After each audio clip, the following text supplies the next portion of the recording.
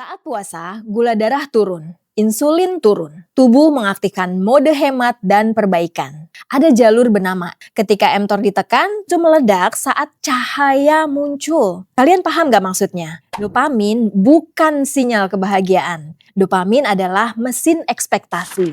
Otak kalian bukan mesin bahagia. Otak kalian adalah mesin harapan yang kecanduan ekspektasi. Secara neuroscience, puasa adalah perisai biologis untuk sistem saraf kalian.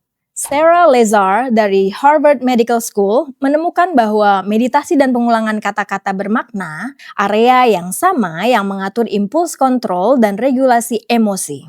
Satu fakta lagi yang menarik. Kent Berridge dari University of Michigan nemu sesuatu yang ngubah cara kita ngerti keinginan. Dia bedain dua sistem. Kalau kalian abis scroll TikTok 2 jam, korteks prefrontal kalian kelelahan. Dalam Islam, zikir bukan cuma ritual. Allah berfirman dalam surat, ini bukan metafora. Ini adalah deskripsi neurobiologis. Selamat datang di program Meme Mendekat Merapat with Indonesia, edisi Ramadan.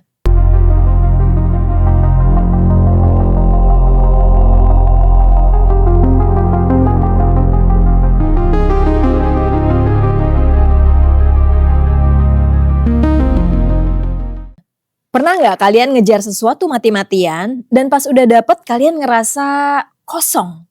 Bukan kalian yang bermasalah, tapi mungkin otak kalian yang lagi nge-glitch. Aku Indah, di episode ini kita bedah satu sistem yang udah bertahun-tahun ngejajah kalian tanpa kalian sadarin. Namanya dopamin. Kita flashback ke tahun 1997. Di jurnal Science, seorang neuroscientist bernama Wolfram Schultz menanam elektroda mikro ke neuron dopamin seekor monyet di area otak bernama ventral tegmental area. Tujuannya sederhana. Kapan neuron dopamin aktif? Awalnya monyet diberi jus buah secara tiba-tiba. Neuron dopamin menembak tinggi. Reward datang, masuk akal. Tapi eksperimen dilanjut.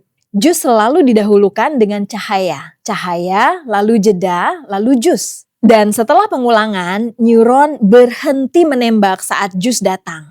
Neuron justru meledak saat cahaya muncul. Kalian paham gak maksudnya? Dopamin bukan sinyal kebahagiaan. Dopamin adalah mesin ekspektasi. Otak kalian bukan mesin bahagia. Otak kalian adalah mesin harapan yang kecanduan ekspektasi. Satu fakta lagi yang menarik.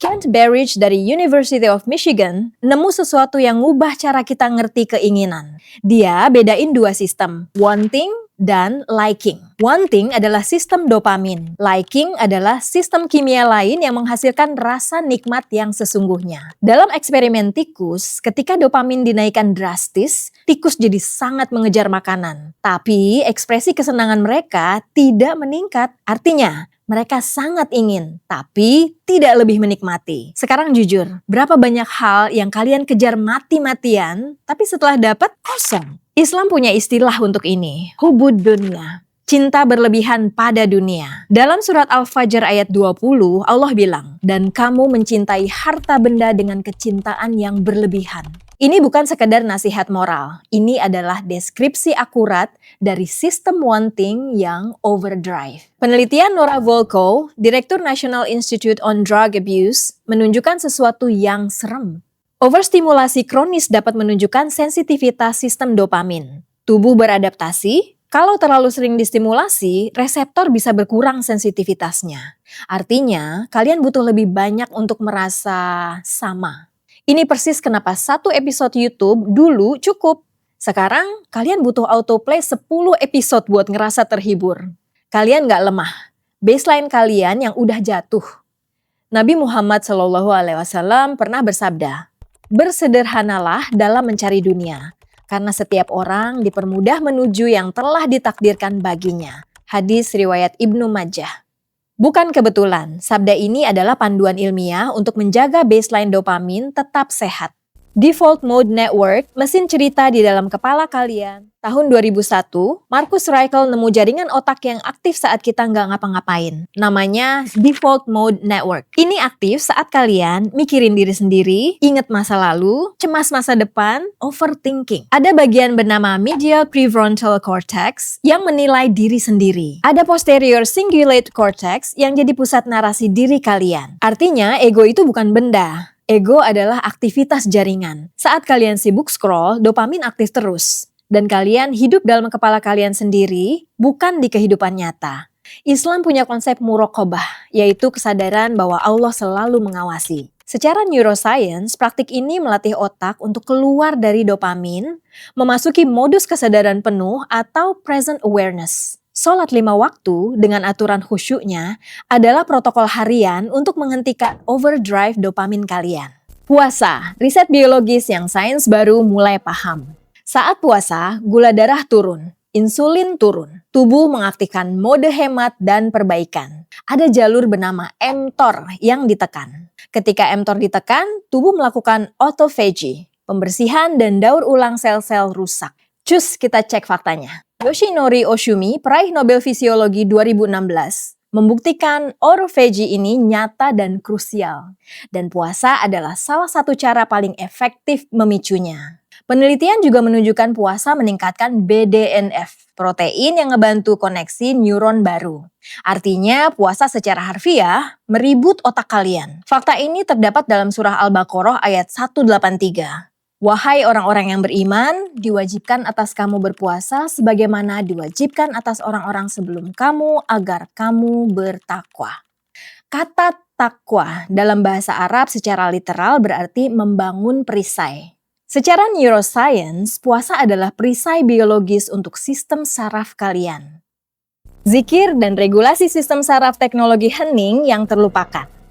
Sarah Lazar dari Harvard Medical School menemukan bahwa meditasi dan pengulangan kata-kata bermakna secara konsisten dapat mengubah struktur fisik korteks prefrontal, area yang sama yang mengatur impuls kontrol dan regulasi emosi. Kalau kalian abis scroll TikTok 2 jam, korteks prefrontal kalian kelelahan. Kalau kalian abis berzikir 15 menit, korteks itu justru aktif dengan cara yang restoratif. Dalam Islam, zikir bukan cuma ritual. Allah berfirman dalam surat Ar-Ra'd ayat 28, ketahuilah bahwa hanya dengan mengingat Allah, hati menjadi tentram. Ini bukan metafora, ini adalah deskripsi neurobiologis. Repetisi kata yang bermakna dalam kondisi tenang adalah cara paling efisien untuk riset sistem saraf simpatik kalian yang overactive. Dalam fisika, singularity adalah titik di mana hukum alam berhenti berlaku.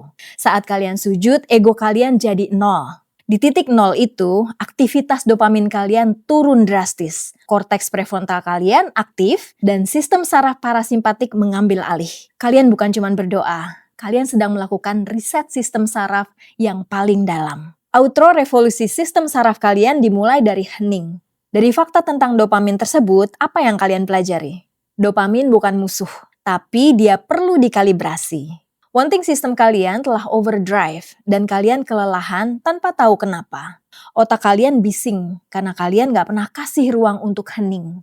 Dan Ramadan, puasa, sholat, zikir, itu bukan beban ritual. Itu adalah paket lengkap intervensi neuroscience yang udah tersedia 14 abad sebelum para ilmuwan menemukannya.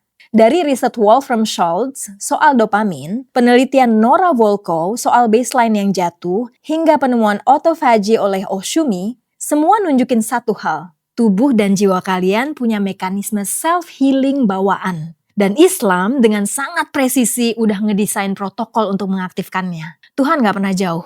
Mungkin kalian yang terlalu bising untuk mendengar. Sekarang pilihannya sederhana.